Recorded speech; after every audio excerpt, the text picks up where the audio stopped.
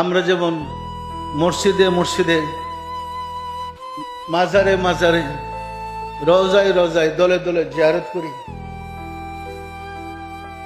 ওই রকম যারা সুফি সাধক এর পাশাপাশি আরেকটা কাজ করে, এটা হলো খোদাই প্রশাসনের কথা। দেখেন পবিত্র কোরআনে যত জায়গায় আল্লাহর কথা আসছে, যেমন আল্লাহ বলছে আমরা, আপনারা বঙ্গানুবাদ বললেও দেখবেন আমরা তোমাদের তাহারবের চেয়ে নিকটে, নাহনু আকরাবু ইলাইহি মিন হাবলিল ওয়ারিদ, আমার এই অবাধ্য সম্প্রদায়কে গজব দিয়া ধ্বংস করেছি। আমরা এই মোসার যুগে অবাধ্য সম্প্রদায়কে সাগরে ডুবাই মারছি। আমরা এই ফেরাউনের দলকে ডুবাই মারছি আর মুসাকে হেফাজত করেছি। আমরা মানে কয়জন? একজন। আপনাদের আল্লাহ কয়জন?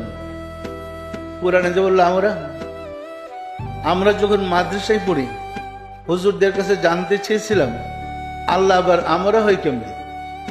হুজুররা বুঝালেন এই আমরা হইল সম্মান সূচক, সম্মানার্থে একজনরে বহু বানিয়ে লিখছি। কি বুঝলেন? তখন আমরা মান্য নিছি আমরা মানে বহু সম্মানার্থে ব্যবহার করছে। আমি এখন স্পষ্ট বলতে চাই, আমরা বলতে খোদাই প্রশাসনকে বুঝাই। আল্লাহ একা নন, আল্লাহর পরিষদ বর্গ আছে। আমরা এইবার তাফসিরে আল্লাহর পরিষদ বর্গের পুরা বর্ণনা দিছি এবং চিত্র দিয়ে দিছি পরিষদ বর্গের মিটিংটা কোথায় কিভাবে হয়। পরিষ্কার, এটা কিন্তু জগতেই প্রথম প্রকাশ লাভ করলো। খোদাই প্রশাসনের পরিষদে কয়জন বসে, কোন সাইডে আল্লাহর কে বসে, কিভাবে বাজেট পাস হয় ইত্যাদি। বিষয়টা কি পরিষ্কার? সম্মানিত আশিকের রাসূলেরা, বিশ্বাস হয় আল্লাহর পরিষদ আছে। মানুষের রুহু কবজ করে কে? আল্লাহ করে না? এন্দে আজরাইলের নাম কোন? আল্লাহ করে না? জগতে বৃষ্টি বর্ষণ করে কে? কোন ফেরেশতা? আল্লাহ করে না? ডিউটি তো মিকাইলের। মহাপ্রলয় সিঙ্গাফু দিয়া কে গঠন করাইবে? কে ঘটাবে?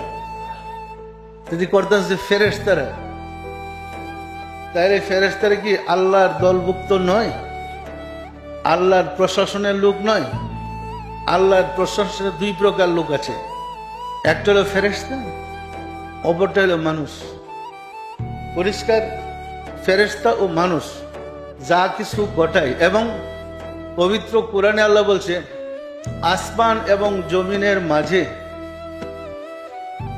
যা কিছু আছে সবই আমার সৈনিক। এক জায়গায় বলছে আলা ইন্না হিজবুল্লাহি হুমুল মুফলিহুন ফাইন্না হিজবুল্লাহি হুমুল গালিবুন, যারা আমার সৈনিক তারা অবশ্যই বিজয়ী। আমার সৈনিকরাই আসলে জগৎ পরিচালনা করেন। যাই বলো কোরআনে সৈনিকদের কথা। আরেক জায়গায় বেশ কয়েক জায়গায় বলছে আসমান এবং জমিনে যা কিছু আছে সবই আমার সৈনিক। আমরা এবার তাফসিরে স্পষ্ট করে দিয়েছি, আল্লাহর এই বাণীর ব্যাখ্যা পরিষ্কার করে দিয়েছি কিভাবে সৈনিক। সৃষ্টি জগতের সব আল্লাহর সৈন্য কিভাবে ব্যাখ্যা দিতে গিয়ে আমরা বলছি ফেরাউনকে ডুবাই মারার জন্যে দলবল সহ নীল নদী ছিল সৈনিক। পানিতে ডুবাই মারে নাই, মারছে না? মারে নাই। পানিকে নির্দেশ করেছে, উহা বাস্তবায়ন করেছে, শেষ করে দিছে। পানিকে নির্দেশ করেছে মুসা সাগর পার হবে কিভাবে, ব্যবস্থা নেই।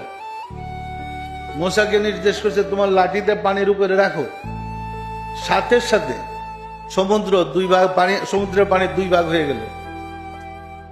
একদম সুফি সাধকদের মধ্যে পীরেরা প্রশ্ন করে যে জগতে এমন জায়গা কোথায় যেখানে জীবনে একবার সূর্যের কিরণ পৌঁছেছে, সূর্যের আলো পৌঁছেছে, কিয়ামত পর্যন্ত ওই জায়গায় আর কোনোদিন সূর্যের আলো পৌঁছবে না, সেটা কোথায়?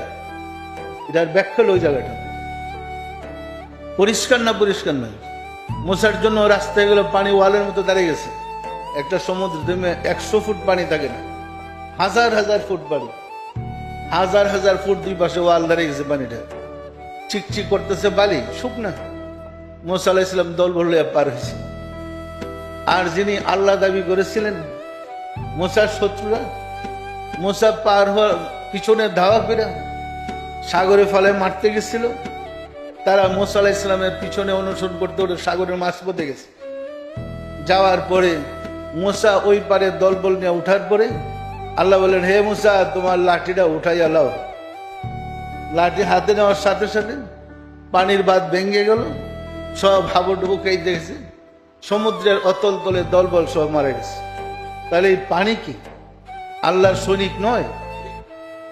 এই সৈনিকগুলাকে পরিচালনা করেন মানব সৈনিক, যাদের নির্দেশে আসমান জমিনে যা কিছু আছে যারা পরিচালিত হয়।